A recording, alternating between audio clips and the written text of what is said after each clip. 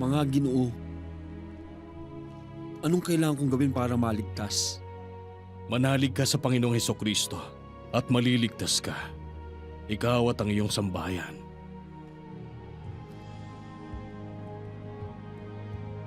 Sasabihin ko sa iyong pinakamahalagang bahagi ng mensahe ayon sa eksaktong ipinahayag sa akin. Namatay si Kristo para sa kasalanan ng lahat ng tao sa mundo. Siya ay inilibing at ng ikatlong araw siya ay nabuhay na magmuli. Si Kristo ang unang nabuhay na magmuli. At sino mang sumunod sa Kanya ay mabubuhay na magmuli sa Kanyang pagbabalik.